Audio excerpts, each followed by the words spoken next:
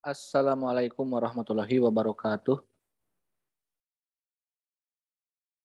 Waalaikumsalam warahmatullahi wabarakatuh. Waalaikumsalam warahmatullahi wabarakatuh. Oke, teman-teman semua di kelas A Kesmas, mohon maaf ya, ada sedikit keterlambatan. Saya memang selalu diperbantukan oleh dosen senior untuk menghandle kelas lain. Karena memang ya inilah saya ya. Saya kadang-kadang ya diminta oleh kelas lain juga yang memang bukan seharusnya saya yang mengajar ya. Tapi kan saya senang untuk beramal soleh ya, berbagi ilmu tanpa perhitungan. Oke lah, kita lanjut ke pembahasan kita. Kalau silakan untuk disiapkan ya. Kalau bisa di on cam, terus dipersiapkan bukunya atau juga dibaca-baca tugasnya. Kita lanjut aja ke pembahasan bab 2 yang lihat hasil rekaman minggu lalu, kita baru sampai ke proklamasi ya.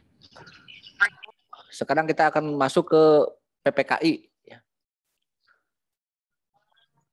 Sidang PPKI 1 ya, yang fokus membahas rumusan dan pengesahan Pancasila.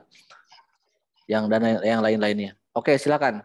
Yang bisa ngasih jawaban, yang bisa menjelaskan sidang PPKI itu kapan, yang pertama ya, dan apa hasilnya. Ini yang berkaitan dengan proses perumusan Pancasila dan pengesahan Pancasila. Siapa? Sebutkan nama.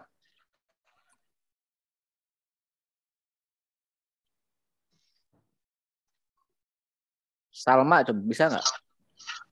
Apa itu PPKI dan kapan dan apa hasil PPKI itu? Ini kelanjutan dari sidang BPUPK ya.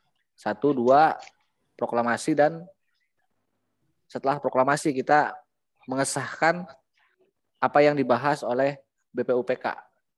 Bagaimana terjadinya? Yuyun?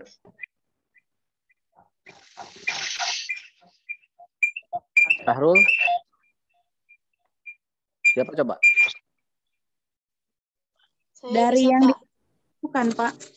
Ya, sidang PPKI 1 aja dulu, yang penting itu sebenarnya yang harus kita dalami ya.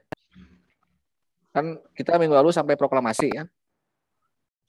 Ini baru 38 yang gabung ya, dari 41 masih ada yang belum gabung. Siapa coba? Devira, Nabila, Sofi, saya Pak. Sopo, Nabila. Oke, bagaimana Nabila? Sidang PPKI 1 ya. Sidang PPKI yang pertama terjadi pada tanggal 18 Agustus 1945 yang menghasilkan itu yang pertama mengesahkan Undang-Undang Dasar sebagai dasar hukum negara Republik Indonesia, yang kedua memilih Insinyur Soekarno sebagai presiden dan Muhammad Hatta sebagai wakil presiden, dan juga membentuk sebuah komite nasional Indonesia yang bertugas untuk membantu presiden sementara. Oke, terima kasih ya. Sampai situ dulu. Jadi sidang PPKI 1 itu yang tadi disebutkan betul tanggalnya ya, tanggal 18 Agustus, sehari setelah proklamasi.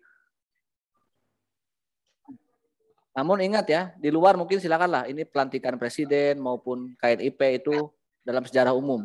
Tapi kita kan membahas Pancasila. Sebenarnya selain UUD 45 yang disahkan oleh sidang ini, ada juga mengesahkan Pancasila ya, dan pembukaannya. Tapi apakah yang disahkan di PPKI ini sama nggak dengan yang dirumuskan di BPUPK?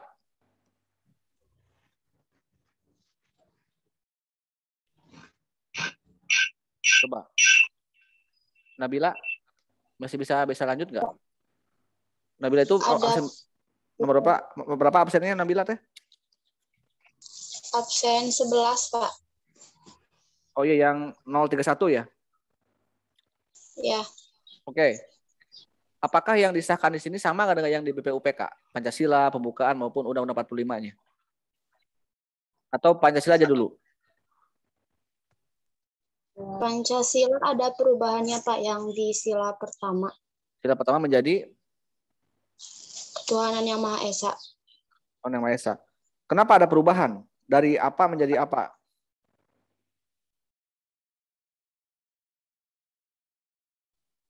Dari kalimat ketuhanan dengan kewajiban menjalankan syariat Islam bagi pemeluk-pemeluknya menjadi ketuhanan yang Maha Esa.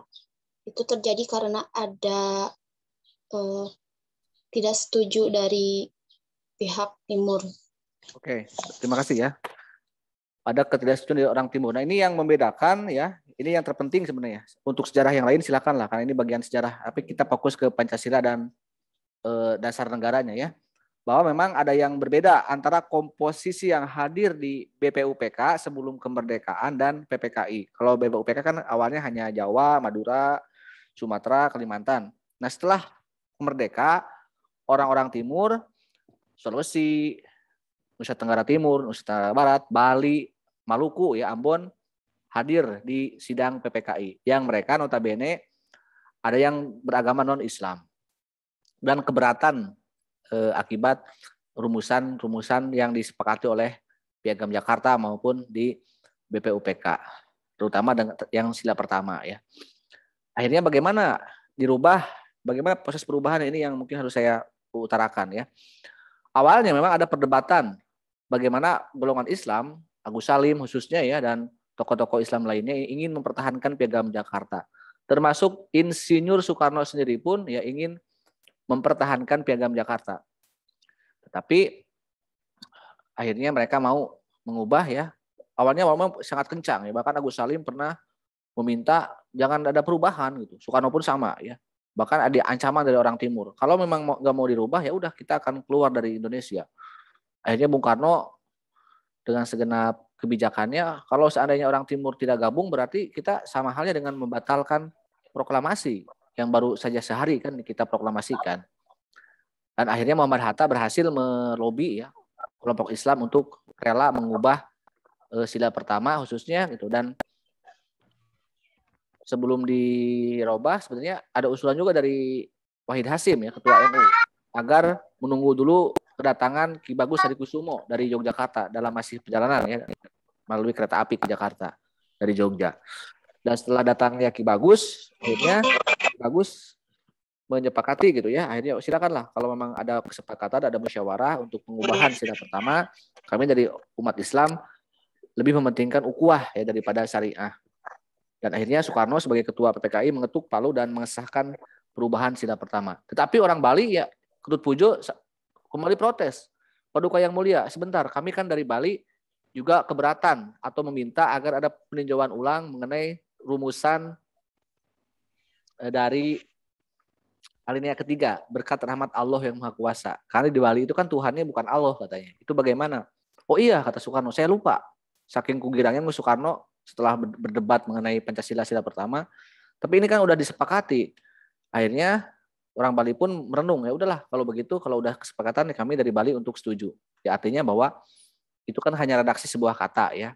Mungkin juga penghargaan bagi umat Islam, nggak apa-apa ya. Yang penting intinya adalah kita sebagai bangsa Indonesia tidak perlu memperdebatkan redaksi kata Allah ya. Yang penting semua agama atau negara kita itu berdasar pada satu agama yang dianut oleh masing-masing agamanya gitu, yang diyakini maupun yang diakui oleh negara. Itu poin pentingnya. Dan konsekuensi dari perubahan sila pertama sebenarnya berdampak pada pasal-pasal tentang syarat presiden ya. Yang pertama kan dalam UUD yang BPUPK kedua itu untuk menjadi syarat untuk menjadi presiden itu pertama adalah orang Indonesia asli dan beragama Islam.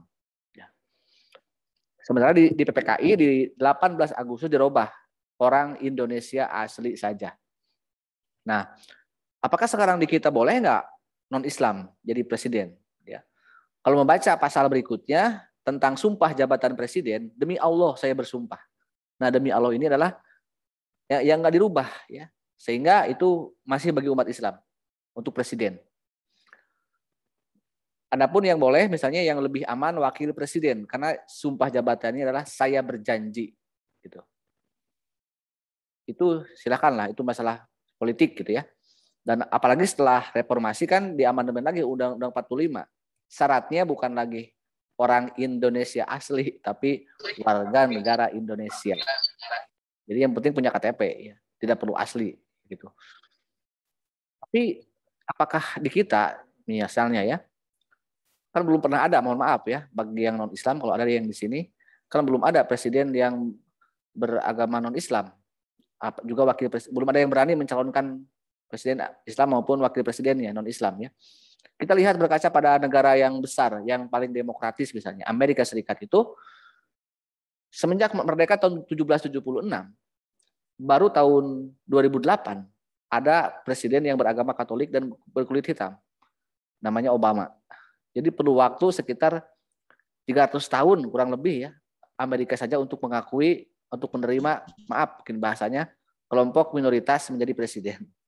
Nah di kita, apakah sosiologi dan psikologi masyarakat kita sudah siap atau belum menerima misalnya presiden maupun wakil presidennya kalau ada yang beragama Islam, non Islam misalnya. Itu kan urusan kita, urusan politik, urusan masa depan gitu ya. Soalnya mungkin untuk kepala daerah kan sudah mulai mencair ya. Tidak harus umat Islam. Dulu pun Jakarta pernah punya selain Ahok juga dulu pernah punya presiden gubernur non Islam di tahun zaman Soekarno. Maka sekarang juga di beberapa daerah ada yang sebaliknya justru, ada yang daerahnya beragama Islam misalnya tapi bupati atau gubernurnya non Islam. Sebaliknya juga ada yang wilayah itu beragama Katolik misalnya di NTT tapi bupatinya beragama Islam. Jadi itu sebenarnya hal-hal yang wajar gitu ya, ada baik itu penerimaan mayoritas, kalaupun ada yang menerima ya itu juga lebih bagus lagi gitu kan. Tapi ya jangan memperdebatkan lagi sebenarnya gitu. Kenapa kok lebih memilih Islam misalnya? Ya kembali lagi ke masalah pilihan itu ya. Dulu mungkin Ahok kesalahannya dia kenapa misalnya mempermasalahkan orang yang memilih selain dia gitu kan. Itu kan pilihan itu kan bisa dipaksa juga gitu kan. Mungkin ada yang terpengaruh akibat black campaign. Tapi kan tidak harus juga misalnya. Seolah-olah bahwa yang bukan memilih Ahok itu adalah benci pada Ahok, benci pada etnis tertentu, kan enggak juga. Ya, mungkin karena Ahok juga mungkin dinilai bagi sebagian orang tidak bijak dan tidak baik misalnya. Kan itu pilihannya masing-masing. Itu harus diakui juga ya oleh orang-orang yang menjadi pejabat publik ya, untuk lebih bijak, lebih berhati-hati dalam berbicara. Itu kan dulu ya Ahok sebenarnya dari apa yang dia bicarakan dan tempat dia bicara itu kan keliru gitu kan. Sehingga memunculkan ya semacam demo yang sangat besar dulu di DKI ya, yang buat Ahok ya mungkin tidak terpilih lagi menjadi gubernur ya. Itu sidang PPKI ya, kita sudah punya negara merdeka, sudah punya perangkat negara, disahkanlah tadi, termasuk juga mengesahkan presidennya, mengesahkan anggota KNIP sebagai pengganti MPR ya, sementara, dan juga provinsi dan lain-lain. Nah, kita bercerita setelah proklamasi, apakah Indonesia tahun 45 sampai tahun 50 itu berjalan sesuai dengan apa yang diharapkan tidak?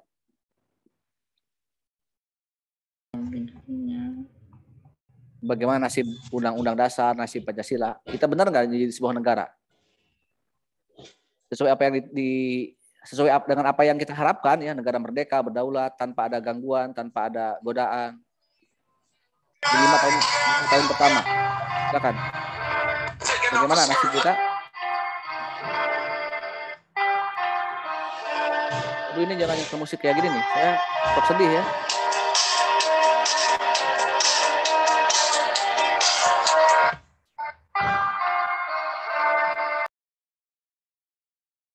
Oke, bagaimana nasib Indonesia setelah proklamasi?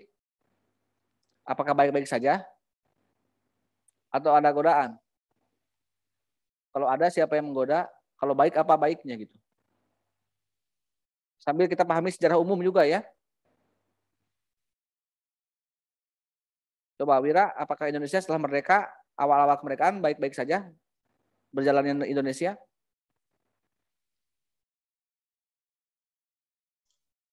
Iya Pak, baik-baik saja.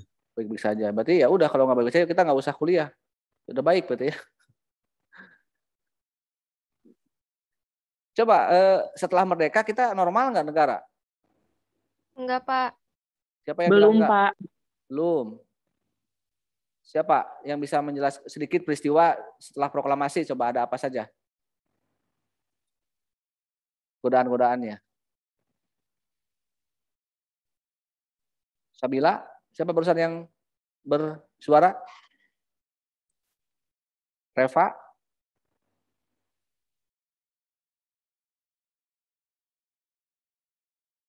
Sejarah umum aja dulu, sejarah umum ya, karena biar tahu melangkah kenapa bisa muncul masalah berikutnya ya di tahun 50 misalnya. Biar tahu dulu setelah 45 kita ada apa.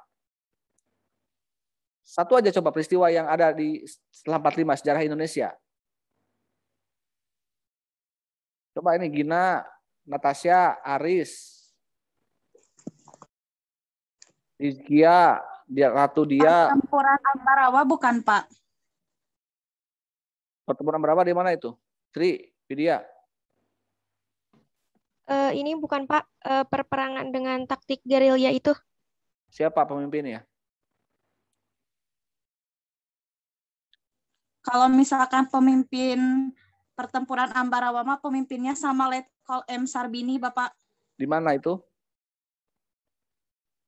Di mana? Sylvia? Di mana Ambarawa? Jelas dulu di mana dan kapan? Tahun berapa itu?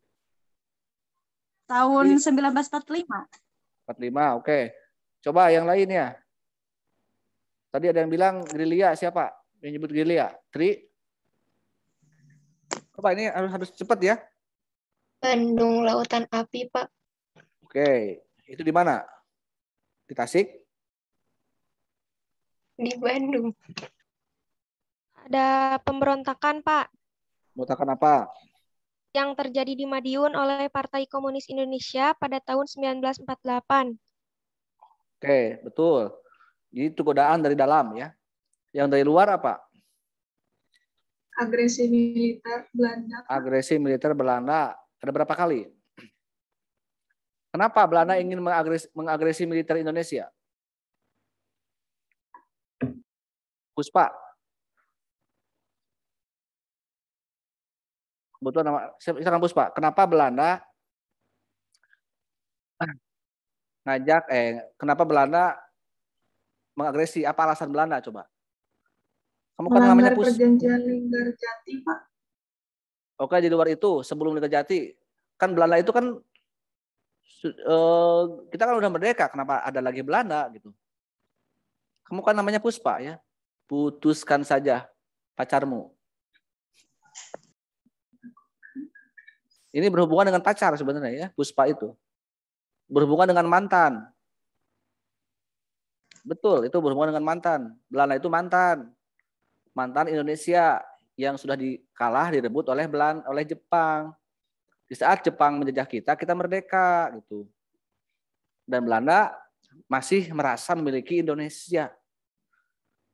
Jadi setelah merdeka, Belanda itu ngajak balikan lagi. Ya. Mau nggak diajak balikan oleh mantan? Puspa? Kalau ada mantan ngajak balikan, mau nggak? Enggak. Dulu kita mau nggak diajak balikan lagi oleh Belanda? Enggak. Mau dikatakan apa lagi? Kita tak akan pernah satu. Jadi ya mantan terindahnya sebenarnya kita ini oleh Belanda itu dianggapnya. Makanya ada peperangan ya. Dan apalagi Belanda memprovokasi. Makanya kalau pilih mantan harus hati-hati ya. Harus pilih-pilih dari sekarang mantannya. Dulu Belanda memprovokasi kita untuk sulit mendapatkan pengakuan kedaulatan. Sebelum agresi ya. Bahkan tahun 46 coba Anda lihat. Ada maklumat wakil presiden yang mengubah bentuk negara dari presidensial ke parlementer oleh Muhammad Hatta sebagai wakil presiden. Itu pelanggaran pertama terhadap Undang-Undang Dasar 45 ya. Tapi itu kan demi sebuah pengakuan kedaulatan ya. Demi membuktikan kalau kita negara demokratis, bukan negara sekuler, bukan negara diktator sebagaimana yang dikampanyekan Belanda ke dunia internasional ya. Itu belum lagi dari dalam ya, ada PKI Madiun, ada dari TII, sampai pada akhirnya setelah Renville semakin sempitlah wilayah Nusantara, wilayah Indonesia, dan akhirnya kita menjadi Republik Indonesia Serikat. Dengan RIS kita otomatis menggunakan Undang-Undang Dasar yang bukan undang-undang dasar hasil proklamasi, hasil BPUPK maupun hasil PPKI, tapi menggunakan undang-undang dasar buatan Belanda. Ya. Dan RI kan hanya bagian dari RIS, ya. Hanyalah Jawa, Madura, Jawa Tengah, Jawa Timur.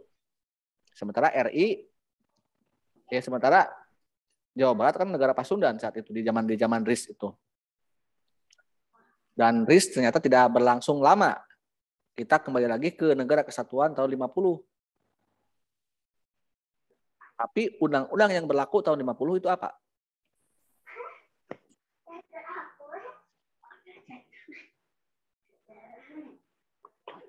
Coba saya ngasih lagi nilai ini poin. Apa undang-undang yang berlaku tahun 50 dan bagaimana pemilu 55? Coba. Siapa? Sebutkan nama. Puspa mau menjawab? Tadi kan kamu sudah menjawab. Mau melengkapi poin? Undang-undang dasar sementara. Oke, sebutkan nama. Wafi, Pak. Wafi, Rasis, Ajami. Apa yang berlaku? Undang-undang dasar sementara bukan, Pak? Ya, jangan nanya-nanya lagi dong. Jawab aja.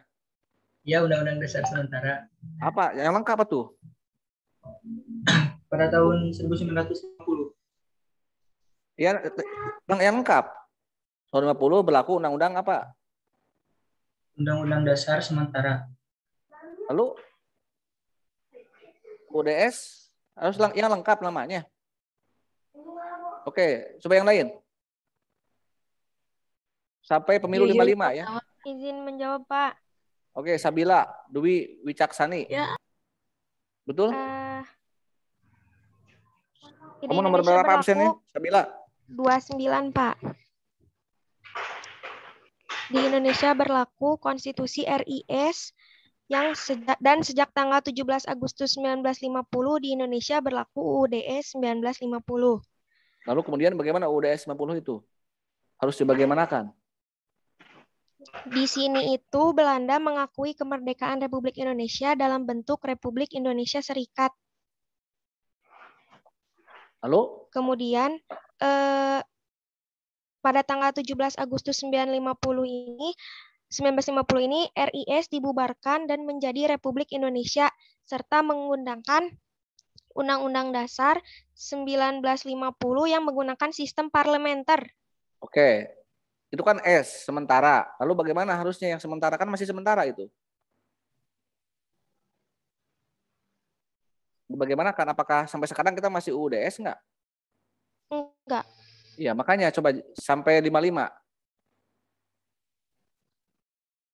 Kalau ada undang-undang sementara berarti harus bagaimanakan? Harus diganti, Pak. Disahkan. Coba nama-nama yang coba Wapi, coba kembali ke Wapi. Kalau kamu dapat poin coba jelaskan UUDS sampai harus dibagaimanakan, Wapi? Harus diganti. So jelas atuh. Melalui pemilu pada tahun 1955. Terus kemudian pemilunya bagaimana? Setelah pemilu lalu bagaimana? Kan mau mengubah undang-undang dasar. Waktu itu nomor 8. Coba setelah pemilu bagaimana? Setelah pemilu 55 itu memilih apa? Pemilu 55 itu. Sambil baca sekali lagi bukunya ya. Dan buka-buka referensi biar saya dibantu oleh Anda gitu kan. Saya membuka juga pemikiran Anda. Ya, Pak. Pemilu pada tahun 1955 itu memilih anggota legislatif dan konstituante. Nah, yang bertugas membuat UUDS diubah itu oleh siapa? Oleh lembaga Izin apa? menjawab, Pak. Dewan Konstituante yang bertugas membuat undang-undang. Sebelum saya sebutkan nama dulu, nama jangan langsung jebret ya, karena ini kan saya sambil mengenal Anda sambil ngasih poin ke Anda. Oh iya Pak, perkenalkan nama saya Silvi Rodia. Absen 6 kalau nggak salah. Oke, langsung. Jelaskan Jadi coba. yang bertugas membuat undang-undang dasar yang baru itu dibuat oleh Dewan Konstituante. Konstituante mulai bekerja November 1956 sampai 5 Juli 1959. Lalu di sana ada kegagalan pada konstituante dalam membuat undang-undang dasar yang baru berakhir dengan dekret Presiden 5 Juni. Sampai itu. Kenapa gagal? Karena ada percekcokan mungkin ya Pak. Nah, untuk percekcokannya itu permasalahannya. Coba yang dibahas di konstituante kan harus, oke, terima kasih Silvi. Yang dibahas di konstituante kan harusnya membuat undang-undang dasar yang baru. Tetapi mereka sebenarnya membahas apa? Berhasil nggak membuat undang-undang yang baru? Apa yang mereka bahas sebenarnya?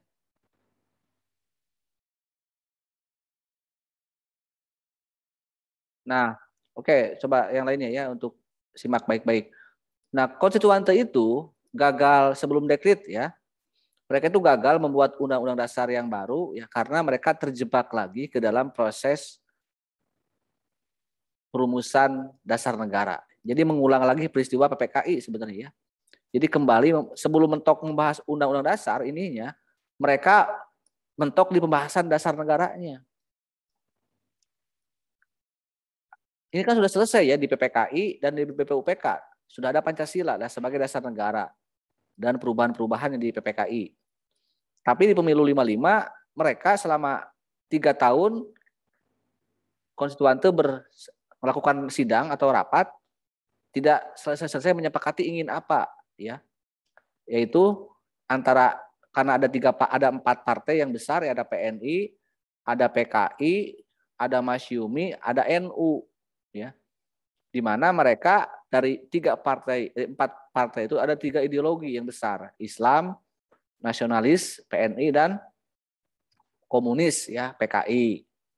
Ini yang menarik, PKI kan memberontak di Madiun tahun 48. Dihukum mati tokoh-tokohnya. Tapi tahun 55 kok ada lagi PKI dengan gaya baru, dengan pemimpin baru yang namanya Aidit ya. Dan berhasil menjadikan PKI partai besar dan berkontribusi dalam sidang konstituante dan berdebat dengan partai-partai lain, dengan praksi-praksi lain untuk membahas rumusan dasar negara. Akhirnya dibagilah 2 kubu ya.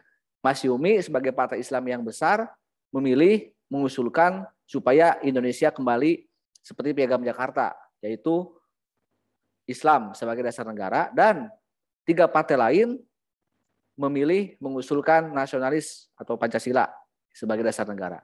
Dan disitulah mereka gagal dalam memilih. Padahal tahun 45 Piagam Jakarta kan sehari 22 Juni. PPKI 18 Agustus selesai sehari. Merubah dan merumuskan Pancasila itu kan dan mengesahkan Pancasila. Ini 3 tahun. Boro-boro ngebuat UUD ya, pasal-pasal batang tubuhnya. Memilih di antara 2 pilihan aja mereka gagal ya. Sampai akhirnya tidak muncul kata kesepakatan dalam musyawarah, mereka mengambil jalan terakhir itu voting ya. Mengambil surat terbanyak. Dipilihlah surat terbanyak dan tidak ada yang menang ya. Masyumi walaupun dikepung oleh 3 partai, tidak ada suara yang mencapai 2/3 dari jumlah anggota konstituante. Dan itu bagi Soekarno adalah kondisi negara sudah sangat bahaya, terancam perpecahan. Karena apa? PKI kan banyak pendukungnya saat itu ya. Masyumi banyak pendukungnya. NU banyak di Jawa Timur ya. Masyumi di Jawa Barat basisnya. PKI di Jawa Tengah. PNI kan partainya Soekarno, jelas lagi itu lebih merata suaranya. Karena partai paling banyak. Masyumi kedua, tapi kan sama suaranya dengan PNI ya di konstituante, anggota dewannya, kursinya. Akhirnya keluarlah dekret presiden ya, daripada perang di masyarakat karena elit tidak mencapai kata sepakat, akhirnya muncullah dekret presiden. Sekarang saya tantang lagi kepada teman-teman yang udah ya, lain dulu, yang tahan dulu, yang belum, apa itu dekret, pengertiannya, diktumnya, momentumnya, konsiderannya dan dasar hukumnya. Coba.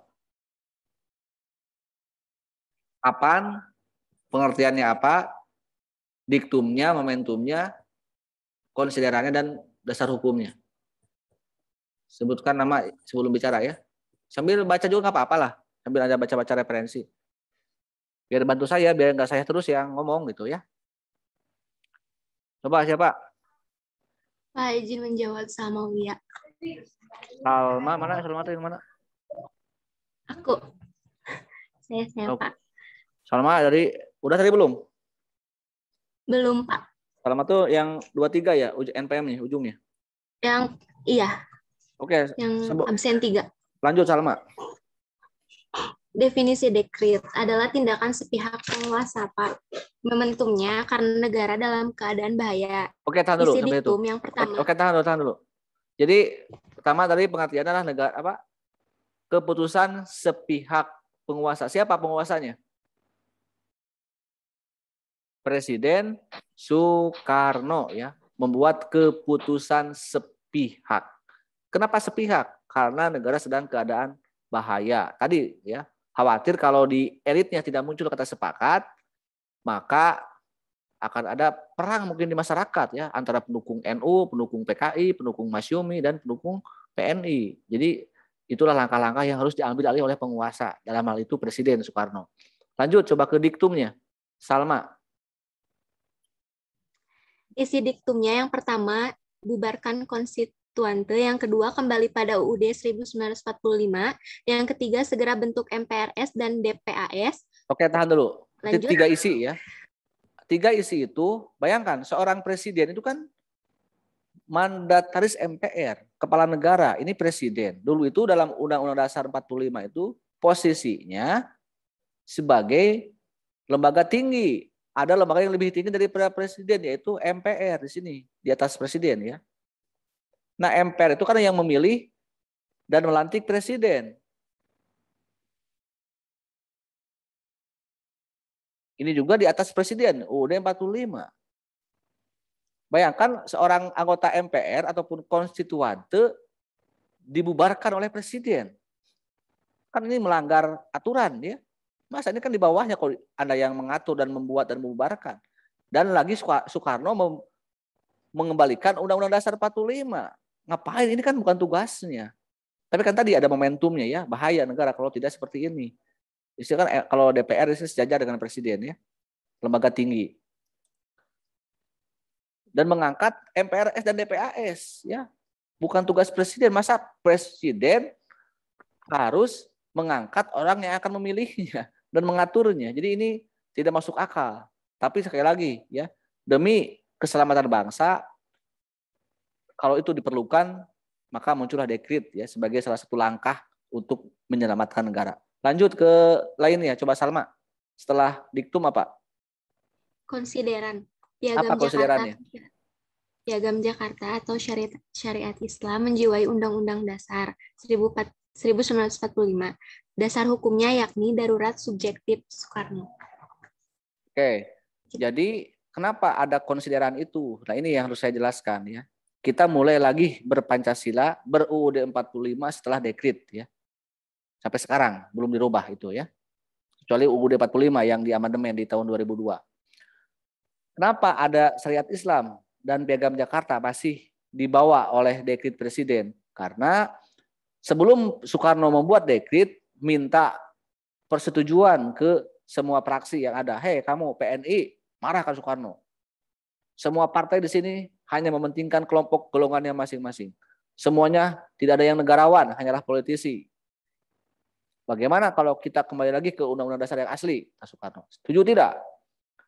Dari semua partai yang besar, 3 partai menyetujui, PNI, PKI, dan NU. Hei Mas Yumi, kamu kan yang mengusulkan Islam. Setuju nggak kembali lagi ke Undang-Undang 45? Tidak, kata Mas Yumi. Kenapa tidak? Saya minta syarat. Apa syaratnya, kata Soekarno? Syarat dari Mas Yumi adalah kita setuju kembali lagi ke Undang-Undang 45, tapi dengan catatan Piagam Jakarta menjiwai UUD 45 atau syariat Islam. Oke, yes, kata Soekarno. Artinya kita ini berpancasila dan berlaku lagi Undang-Undang 45 yang asli dijiwai oleh Piagam Jakarta dan syariat Islam. Itulah harus kita yakini bahwa Islam, agama dan agama apapun ya itu bisa dijadikan sebagai landasan dalam perjuangan ya atau menjiwai kehidupan berbangsa dan bernegara. Sehingga kalau ada orang yang masih menyudutkan Islam, menghina agama, menangkap ulama tanpa ada bukti yang jelas, apalagi langsung menjustifikasi bahwa Islam adalah radikal dan tidak Pancasilais, itu mereka tidak paham sesungguhnya sejarah dan kehidupan berbangsa. Padahal itu juga hasil Soekarno, ya gitu kan? Soekarno mengakui Piagam Jakarta sebagai jiwa dari Pancasila dan Undang-Undang 45.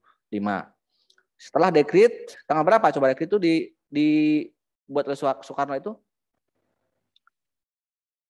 Tanggal berapa? Ada yang bisa jawab tanggal berapa dekrit dan tahun berapa dekrit itu? Ini kan terkenal ya. Salma, tanggalnya berapa? 5 Juli, Pak. Tesya, 5 Juli 5 Juli, Pak. Nah, 5 Juli 59 setelah dekrit sampai 59. Sampai 11 Maret 66 kita memasuki era yang disebut dengan Orde Lama atau demokrasi terpimpin. Oke, sampai situ ada yang mau ditanyakan? Dari apa yang telah Anda tanyakan di GCR maupun di YouTube ya, di tahun Orde Lama ya, di tahun itu apakah ada yang bertanya tentang itu? Sebelum saya lanjut, coba saya ngasih Anda yang bertanya.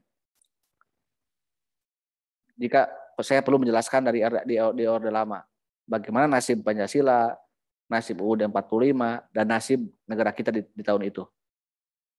Ada yang mau bertanya? Atau yang sudah bertanya? Siapa? Atau sudah cukup? Kalau ada yang bicara, nggak ada yang bicara, ya udah, saya cukup aja sampai situ bab 2-nya. Nah, dianggap sudah selesai ya.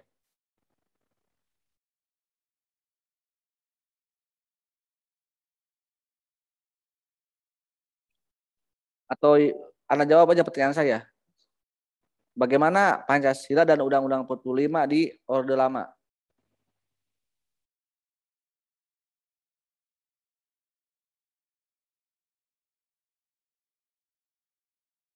Di demokrasi terpimpin.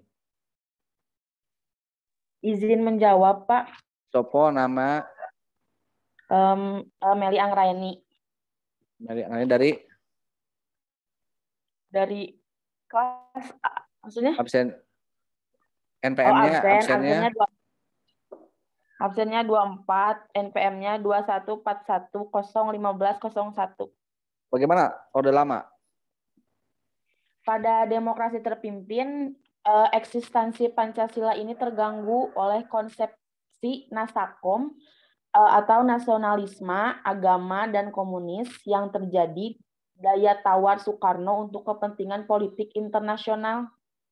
Nah, kalau UUD-nya bagaimana UUD 45-nya? Berlaku nggak oleh Soekarno? Terdapat beberapa pelanggaran terhadap Undang-Undang 1945, tidak berjalannya Pancasila, puncaknya terjadi gerakan 30 September tahun 1965.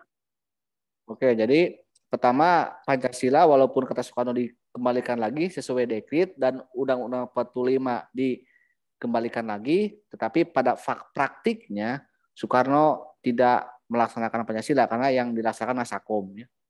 Dan Nasakom itu jangan salah, itu menguntungkan komunis ya daripada agama maupun nasionalismenya. Karena umat Islam tersingkirkan. Karena yang dominan adalah PKI di tahun 60-an itu. Dan UUD 45 pun itu dilanggar ya. Yaitu dengan diangkatnya Soekarno oleh MPRS sebagai presiden seumur hidup. Padahal dalam Undang-Undang 45 itu tidak ada aturan presiden seumur hidup. Yang ada ya selama 5 tahun dan dipilih lagi oleh MPR. Tuh ya. Oke Mary, terima kasih. Coba yang lainnya. Sudah. Yang lainnya ada yang bertanya enggak di bab itu, di bagian itu? Kan akhir dari peristiwa kejatuhan Soekarno kan diawali oleh gerakan 30 September ya. Dan saya sudah membuat sebuah channel sebenarnya. Edisi khusus PKI. Silakan apakah ada yang mau harus dibahas di sini? Silakan. Siapa yang bertanya atau mau menjelaskan lagi di era-era lain, di era demokrasi di Orde Lama?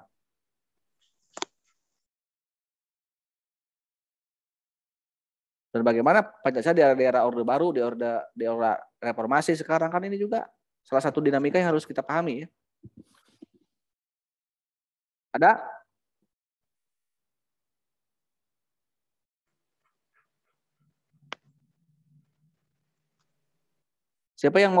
Siapa yang pertanyaannya ingin saya bahas gitu di channel di bab 2 maupun di edisi komunis?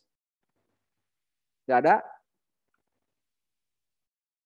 Hanya untuk tugas aja misalnya. Bapak Devira izin bertanya. Oke, Devira tuh nomor berapa absennya? NPM-nya? Nomor 23. Oke, Devira apa? Tentang bab 2 ya Pak, upaya yang dilakukan Soekarno agar bangsa Indonesia bisa diajak demokrasi dan bisa diakui atau diterima oleh seluruh rakyat Indonesia. Iya, Soekarno tidak pernah melaksanakan demokrasi, ya, terutama di Orde Lama, kan terpimpin diktator, ya. Jadi kita nggak bisa belajar demokrasi dari Soekarno. Apa coba yang kita bisa pelajari dari Soekarno demokrasinya? Karena nggak pernah ada pemilu di tahun itu. Dan Soekarno kan sebenarnya menolak pemilu 55. Dekrit presiden itu kan sebenarnya Soekarno secara prinsip itu sudah menolak hasil pilihan rakyat, ya, dengan membuat dekrit itu. Jadi kita nggak ada yang bisa kita pelajari dari nilai demokrasi Soekarno. Karena Soekarno melenceng dari nilai demokrasi maupun nilai Pancasila dan Undang-Undang 45 di tahun Orde Lama. Ya itu nggak ada kalau menurut saya gitu ya. Paling kalau Anda bertanya misalnya kenapa bisa seperti itu Soekarno? Coba makanya apakah Anda pernah bertanya nggak yang masalah Orde Lama kan ini masalah yang harus dibahas. Tapi kalau perlu itu juga ya. Coba yang lain ya. Termasuk komunisme kan banyak bertanya kan, Anda ada yang bertanya kan di bab komunis. Perlu nggak saya berjelaskan? Tapi kan saya minta Anda yang lebih dulu bertanya gitu. Bagian mana yang harus saya jelaskan? Ada nggak? Saya Pak izin bertanya. Oke, siapa? Syofikoh Aurelia Musaryati. Absen? Atau NPM? 214-10-15-02. 02 itu, ya 25 ya absennya. Apa yang ingin kamu tanyakan di bab 2 yang belum dieksplor dibahas? Saya masih belum mengerti Pak tentang perbedaan dari paham sosialis dan komunis Pak. Oke, memang di kita itu ada sosialis ya, yaitu partainya Sultan Syahrir ya. Sementara komunis itu partainya Aidit kalau di tahun 55 ya. Bahkan yang menarik di tahun 60 itu setelah dekrit presiden yang dihukum oleh Soekarno itu bukan hanya tokoh Islam. Kalau Hatta kan jelas, tahun 56 Hatta udah terpisah dari Soekarno ya. Karena mungkin sudah mencium bau busuknya. Karena PKI semakin mesra dengan Soekarno. Hatta keluar dan tidak mau lagi jadi wakil presiden. Nah, selain itu juga setelah dekrit kan yang diuntungkan PKI. Islam disingkirkan, terutama Masyumi dibubarkan dan dipenjarakan tokoh-tokohnya. Ulama dipenjarakan. Buya Hamka kan saya cerita, dia itu ulama besar ya, yang sangat berpengaruh saat itu, tapi dihukum penjara oleh Soekarno tanpa pengadilan. Dan uniknya setelah ketika Soekarno mau meninggal, dia hanya mau disolatkan oleh Buya Hamka. Mungkin saya membayangkan ya, kalau seandainya sekarang bisa diibaratkan kita punya Jokowi sebagai presiden, terus yang paling tersiksa ulama adalah Habib Rizik, ya mungkin kalau misalnya nanti Habib Rizik ataupun Pak Jokowi meninggal, lalu yang menyolatkan adalah Habib Rizik, ya mungkin akan mengulang peristiwa antara Soekarno dan Buya Hamka ya. Nah, Syahrir sebagai tokoh sosialis ya juga sama dihukum ya. Padahal dia berjasa juga, pernah menjadi Perdana Menteri dan partainya memang tidak sebesar PKI ya. Nah, bedanya kalau sosialis itu kan mereka murni ya.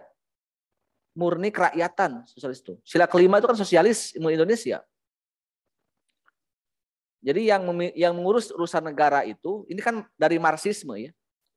Munculnya paham Marxisme itu dari Marxisme ya. Karl Marx nama tokohnya. Kemudian oleh pengagumnya disebut dengan sosialis. Karena kan sama rata sama rasa. Adapun menjadi komunis ketika ada Uni Soviet. Ketika negara yang mengurusnya. Siapa itu tokohnya? Stalin dan Lenin. Makanya tokoh-tokoh yang kita kenal sebagai tokoh PKI kebanyakan berguru ke Soviet. Stalin dan Lenin. Karena di sini negara yang harus diktator untuk mewujudkan tujuan sosialisme itu. Ya. Jadi sebenarnya komunis itu gabungan antara sosialis plus pemikiran Stalin dan Lenin. Jadi lebih ke peran negara. Jadi mereka menguasai negara lalu bisa mencapai tujuan dari sama rata sama rasa. Kalau ini negara, kalau sosialis tidak melihat negara ya, mereka kelompok, lebih ke kelompok aja gitu. Lebih ke tujuannya. Kalau ini negara dulu harus dikuasai. Makanya konsep komunis itu dari atas gitu ya. Yang penting negara dulu kuasai. Makanya ketika ada PKI radikal kan, mereka ke Belanda ngeberontak, gagal. Madiun 48 gagal karena ngeberontak dulu, dan 65 juga kalau memberontakan. Dan semuanya gagal karena ingin merebut dulu negara. Ya, jadi itu perbedaannya ya. Sama sebenarnya. Tapi ya kalau sudah negara, sudah mereka merebut negara langsung, yaitu komunis dengan diktator dan otoriter ya. Makanya ya antara Syahrir dan ini kan berbeda ya. Mereka yang kalau Syahrir kan lebih ke sosialis, mereka hanya berpikir tentang bagaimana persamaan hak di masyarakat. Tidak berpikir bagaimana negara direbut. Itu ya. Tapi pandainya komunis kenapa lebih mengakar? Karena mereka bisa mendekati rakyat. Mungkin biasanya bisa membodohi rakyat. Hei, kamu miskin ya? Iya. Lemah iman? Iya, itu kan. Jadi gitu caranya gitu. Masuk yuk ke komunis, karena nanti kalau kamu sudah gabung ke komunis, kamu tidak akan miskin, kamu akan saya bagi rata dengan warga yang lain. Jadi itu. Coba aja masyarakat bawah, petani, kamu jadi buruh kan? Mau jadi buruh aja. Kapan kamu mau jadi bos nggak? Mau. Nanti gabung ke komunis, kita rebut. Berontak kita para bos-bos kita. Kan gitu caranya. Kamu punya tanah nggak? Enggak, hanya punya ladang, hanya kuli. Mau tanah, mau. Kamu nanti gabung ke saya, nanti kita rebut tanah-tanah milik majikan kamu. Itulah cara-cara PKI. Kalau melawan, bunuh aja. Makanya kenapa yang banyak dibunuh adalah santri, kiai, dan para pesantren? Karena kan kebanyakan kiai banyak tanahnya kan, betul nggak? Banyak ladangnya. Misalnya ada kiai punya ladang bagi santrinya untuk digarap. Karena PKI partai berkuasa, datanglah ke para penggarap itu, tanah kamu saya rebut lah karena saya ini negara nih. Akan saya bergerak dengan rakyat. Kan mana mungkin begitu aja ya, seorang kiai, atau pemilik tanah mau menyerahkan tanah ke negara. Sekarang kan muncul di Bogor, Anda lihat ya. Di Sentul, coba lihat berita-berita tentang Sentul City. Ya mungkin ada indikasi ya, selain tanah, kebangkitan PKI itu yaitu dengan disiksanya, dengan disurutkannya para ulama. Saya bukan menakut-nakuti, tapi kita belajar dari pengalaman yang pernah terjadi di tahun 48 atau 65. Cuma itu aja ya. Khawatir, ya kita harus waspada. Karena PKI pandai bersilat ya. Mereka udah terbunuh pun orang-orangnya dan bisa tahu cara bangkit lagi. Ya. Karena mendarah daging ya, paham itu. Oke, ada lagi? Izin bertanya, Pak. Nadifa, betul? Absen? Absen 31 kalau nggak salah. Nadifa yang 11 ya ini ya, ujungnya 511? 511 ya. Ya, apa pertanyaannya? Bagaimana caranya para pemimpin Indonesia menjelaskan dan menerapkan demokrasi di Indonesia? Terima kasih. Pemimpin itu kan kebijakan ya. Kebijakannya ya harus bijak. Sekarang begini, mungkin kalau kita ingin update, kita ingin demokrasi, semua warga negara berhak untuk memilih dan dipilih. Betul nggak? Tapi sekarang coba, untuk memilih dan dipilih, sekarang kan berat. Ya. Jadi untuk pemilu tahun 2024 itu, syaratnya ada presiden threshold, yaitu 20% untuk mencalonkan presiden. Bisa satu partai atau gabungan partai. Kalau itu berlaku, ya, masih berlaku 20%, sedangkan tiket untuk 2024 adalah hasil pemilu kemarin 2019. Dan sekarang mayoritas partai semuanya di satu kubu. Ya. kecuali Demokrat dan PKS. Yang kalau digabung itu hanya kurang dari 20%. PKS dan Demokrat digabung hanya kurang lebih 17% atau 16%. Atau kurang dari 20% lah. Jadi tidak bisa mencalonkan presiden. Jadi khawatir kalau itu dipertahankan presidensial slot, kita tahun 2024 hanya punya calon tunggal presiden. Dan itu berbahaya bagi demokrasi. Silakan ya, saya hanya kasih bencangan aja ke Anda. Apakah kita sebagai negara yang harusnya semakin meningkat demokrasinya, tetapi untuk memilih pemimpin, kita itu berat ya. Tidak ada lagi pilihan. Sama ya, kenapa kok di tahun 2014 dan 2019 hanya ada 2 calon presiden? Tidak bisa lebih dari itu. Itu karena kemupakatan jahat para anggota DPR di Senayan yang membatasi partai politik untuk mencalonkan presidennya. Kalau dulu kan 2004 masih bebas ya. Yang masuk partai Senayan 3% bisa langsung calon presiden. Makanya dulu tahun awal pemilu Pilpres itu banyak calonnya. SBY, Megawati, Amin Rais, ada 5 calon. Karena semua partai yang lolos bisa nyalon. Sekarang 20%. Berarti kalau begitu, kalau kita boleh jujur, semakin kesani, betul, semakin menurun indeks demokrasi kita, ya, dan mengarah kepada sistem totaliter, sistem yang berlaku di negara-negara komunis. Mungkin dengan gaya yang berbeda, dengan cara memaksa partai politik untuk bergabung mendukung satu kekuasaan. Jadi, ya itu kalau bagi pemerintah dengan memberikan kebebasan kepada masyarakat untuk memilih dan dipilih. Sekarang dibatasi, diperketat syaratnya. Ya mau kita disebut demokrasi bagaimana? Sekalipun misalnya juru bicara presiden membantah, kata siapa indeks demokrasi kita menurun? Kan buktinya seperti itu. Nggak bebas ya. Yang beda pendapat banyak yang ditangkap. Bahkan Rocky Gerung kan digusur rumahnya kan di Sentul gitu. Kalah oleh Sentul City. Itu kan ya itu sudah banyak, belum lagi tokoh-tokoh ulama ya. Jadi itu ya. Jadi kalau penguasanya harusnya itu, kebijakannya harus benar-benar memberikan kebebasan kepada rakyat, kepada masyarakat ya untuk berpartisipasi.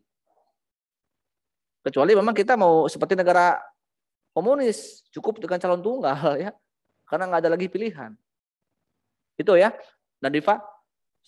Satu lagi Pak, sebelum zuhur, satu orang lagi saya kasih kesempatan. Bertanya Pak. Sopo jenengane? Ariana Haifa. Apa Ariana? Pertanyaannya. Mengapa pada masa pemerintahan Orde Lama sering terjadi pergantian kabinet, Pak? Ya, karena Orde Lama juga multi partai ya. Bukan hanya Orde Lama mah kalau nggak salah nggak terlalu banyak ya, karena hanya PKI, mungkin hanya militer dan PNI ya. Tapi di era itu sebenarnya kan era banyak partai politik juga ya. Bahkan kalau lihat di era demokrasi terpimpin, di era liberal maaf di tahun 50 sampai 59 juga sama ya. Resiko kalau multi partai itu pasti banyak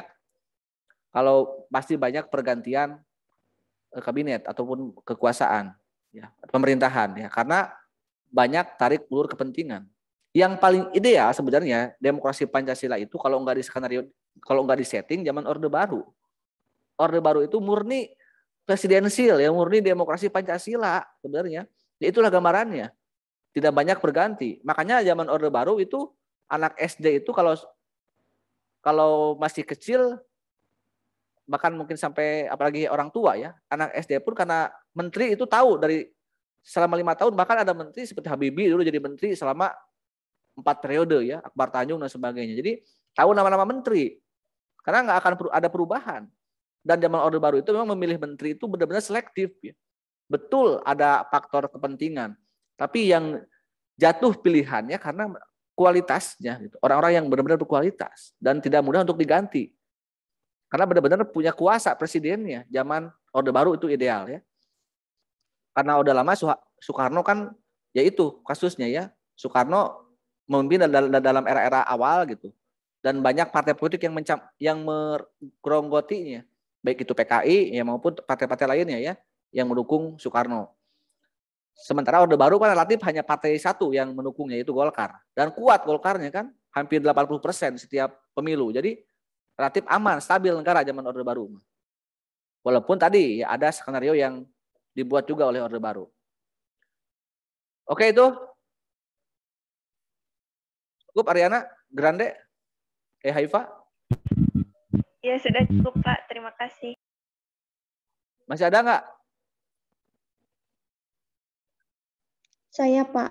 Oke, satu lagi ini terakhir ya. Karena udah azan, tapi saya kasihan ke Anda nih. Bisa ingin belum puas, langsung aja. Sarla ya? Tadi Ariana nomor berapa Ariana? Tadi nomor berapa? Ariana nomor 21 ya 100. Kalau Salva? Ya. Salva siapa? Arya Absen 18, Pak. Absen 18. Absen 18. Oke, langsung. Apa tujuan Soekarno membuat Nasakom? Tujuan Soekarno membuat Nasakom adalah melihat kekuatan besar di Indonesia, hasil pemilu ya. Bagaimana Islam banyak pendukungnya, yaitu ya Masyumi NU ya, basis Islam kuat, besar. Dan juga PKI juga banyak. Di tahun cukup besar PKI ya, masuk 4 besar di tahun itu dengan modal mungkin tidak terlalu banyak, dengan tadi modal membodohi rakyat, dengan menanya miskin, lemah iman dan sebagainya, sehingga mendapatkan simpati dari masyarakat. Apalagi juga PNI ya, tokoh partainya Soekarno. Jadi 3 itu yang mustahil ada di negara lain ya. Kalau itu bisa bersatu. Nah, Soekarno itu punya impian. Kalau Anda lihat buku saya yang saya jadikan background nih, saya off-cam ya. Nah, ini ada buku saya di sini ya, di bawah di atas cinta ini. Bisa lihat nggak? Nah, ini nih. Ini buku Soekarno tahun 20-an ya. Marxisme, Islamisme, dan nasionalisme. Ini 3 paham yang ada di dunia saat Soekarno muda. Bacaan Soekarno muda itu bagus ya, bukan Shinchan, bukan Doraemon ya, komik, tapi buku-buku ideologi. Padahal Soekarno kan seorang sarjana teknik ya, calon sarjana insinyur gitunya, calon tukang insinyur Soekarno itu saat itu. Tapi bacaannya ideologi negara dan sebagainya. Itulah impian Soekarno yang itu terjadi di 55. Dan kalau itu bergabung bersatu, itu akan menjadi nilai jual yang besar ke internasional ya. Dan betul Soekarno mengkampanyekan Nasakom ke dunia internasional. Inilah Indonesia, nation character building-nya. Ada Islam, komunis, dan nasionalis bersatu dalam sebuah negara. Betul kita besar di luar ya, dihormati di luar. Walaupun condong ke kiri, ke timur. Karena digeneng terus oleh PKI di dalamnya. Tapi bubuk hancur di dalam. Kita mendapat pujian keluar, ditakuti oleh dunia luar, tapi di dalam hancur. Apa yang buat di dalam negeri hancur? Mana mungkin Soekarno menyatukan antara air dan api? Mana mungkin Soekarno menyatukan antara Islam dan komunis? Pasti akan ada yang tersakiti.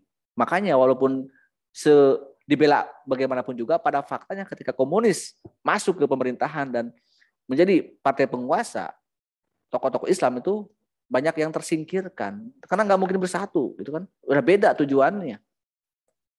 Prinsip juga yang satu mah agama Tuhan diyakini, yang satu mah kan ateisme gitu ya. Jadi itulah. Jadi itu ambisi Soekarno muda, termasuk melihat fakta-fakta yang muncul pada saat di lapangan di pemilu ya. Ada 3 kekuatan yang ingin Soekarno impikan untuk bergabung. Padahal itu adalah nonsen ya.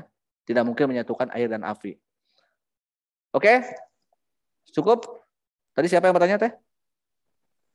Cukup, Pak. Terima kasih. Udah? Masih ada lagi nggak? Ada, Pak. Masih ada ya? Coba tulis satu lagi lah. Sampai jam 12 lah, kasihan. Triwidia, Pak. Triwidia apa? Mengapa Insinyur Soekarno tidak mau membubarkan PKI? Padahal Nah, ini yang menarik. Terus? Yang konflik besar dalam masyarakat. Sedangkan Soekarno dikatakan dekat dengan PKI. Seperti itu, Pak. Oke, kenapa sampai akhir hayatnya dan sampai pada laporan pertanggungjawabannya Soekarno tidak pernah menyalahkan PKI ya. Iya, Pak. Dan sebenarnya kan PKI itu bukan keinginan siapa-siapa kan, sama ketika gerakan mahasiswa 66 Tritura itu kan isinya adalah bubarkan PKI. Dan Soekarno acuh terhadap tuntutan rakyat itu. Ketika LPJ terakhir Soekarno sebelum dilengsarkan oleh MPRS ya, di tahun 67, Soekarno menganggap bahwa Gestapo gerakan 30 September itu hanyalah ria kecil dalam samudra katanya. Hanyalah masalah kecil kata Bung Karno. Gestapo itu. Kenapa demikian ya? Pertama, PKI itu partai yang setia pada Soekarno. Di saat Soekarno ingin menjadi presiden seumur hidup, di saat ingin kalau melihat Soekarno ya maaf ya, di era Orde Lama itu kita melihat Soekarno bukan lagi sebagai sosok negarawan ya, sebagai sosok the founding father yang kita banggakan di masa mudanya sampai masa perjuangan di tahun 45. Tapi melihat Soekarno di usia itu, di usia 50 ke atas, di 60 ke atas, menjelang 60, bahkan lebih dari 60 tahun ya di saat itu, dan di Orde Lama khususnya kita melihat Soekarno sebagai manusia biasa, bukan lagi sebagai negarawan. Apa itu manusia biasa? Manusia itu siapapun manusia ya. Kalau sudah punya kekuasaan maka akan mempertahankan kekuasaannya. Makanya Soekarno wajar dia ingin diangkat menjadi presiden seumur hidup. Gitu. Itu dan yang selalu mengiyakan Soekarno, dia mau nambah jabatan, maaf mungkin dia juga mau nambah istri, ya adalah PKI lah. Walaupun PKI punya tujuan lain ya, yaitu merebut kekuasaan. Karena kan Soekarno pasti dia akan meninggal, pasti dia akan sakit dan dia pasti akan jatuh di kekuasaannya. Dan PKI sangat berambisi menggantikan Soekarno dan mewarnai Indonesia menjadi komunis. Itu yang saya yakini ya dari gerakan itu. Tapi kan Soekarno sebagai seorang manusia, ketika ada pihak yang selalu mendukung, malah mungkin dia mengkhianati. Mungkin Soekarno tahu PKI kejam, PKI jahat. Mungkin juga tahu PKI terlibat Gestapo. Ya. Tapi kan PKI sekali lagi bagi Soekarno adalah pihak yang paling berjasa. Mungkin lebih dekat dengan daripada dengan PNI, Soekarno lebih dekat dengan PKI di tahun itu. Karena semua keinginannya selalu diiyakan. Makanya hati-hati dengan penjilat ya. Sekarang kan banyak penjilat, betul nggak? Tanpa ampun selalu membela misalnya kesalahan penguasa. Hati-hati dengan orang-orang itu ya. Tanpa melihat kelemahan, mungkin ada yang salah dari penguasa. Harusnya kan kalau dia baik, ingatkan kalau memang ada kesalahan. Tapi kan selalu mengiyakan.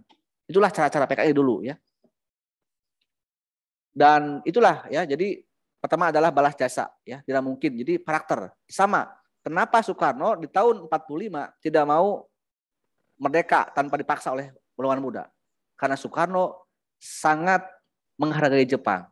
Karena Jepang telah berjasa mengusir Belanda. Itu karakter yang bagus sebenarnya bagi kita, pelajaran penting ya. Dia lebih baik kehilangan kekuasaan, kehilangan jabatan daripada kehilangan prinsip. Ya. Itu prinsip, itu berat ya. Itu yang pertama. Yang kedua, kalau seandainya oke lah Soekarno mengikuti keinginan publik. Oke, saya katakan salah PKI. Misalnya ini ya, gitu. Maka kalau itu dilakukan oleh Soekarno, maka pertumpahan darah akan semakin banyak. Betul nggak? Tanpa Soekarno mengatakan PKI bersalah pun, bagaimana reaksi ulama, keluarga santri yang balas dendam ke PKI setelah PKI lemah? Oh, langsung menghantam. Didukung oleh Orde Baru. Jadi sudah banyak korban-korban yang nggak mungkin orangnya bukan PKI, tapi mungkin karena dia lewat malam-malam, kamu anak PKI ya? Kamu langsung dibunuh. Coba kalau seandainya pendukung Soekarno pun kata Soekarno PKI salah, ya mungkin akan lebih banyak lagi korban yang nggak berdosa akibat pertumpahan darah itu. Itu salah satu pilihan yang tepat bagi Soekarno walaupun itu berat. Dia harus menanggalkan jabatannya demi menjaga negara supaya tidak ada pertumpahan darah yang lebih besar. Sekian dan terima kasih. Sampai jumpa lagi minggu depan. Wassalamualaikum warahmatullahi wabarakatuh. Waalaikumsalam warahmatullahi wabarakatuh. Terima kasih Pak. Waalaikumsalam warahmatullahi wabarakatuh. Terima kasih Pak. Ya sama-sama ya Pak ya. Saya izin off duluan. Saya live. Baik.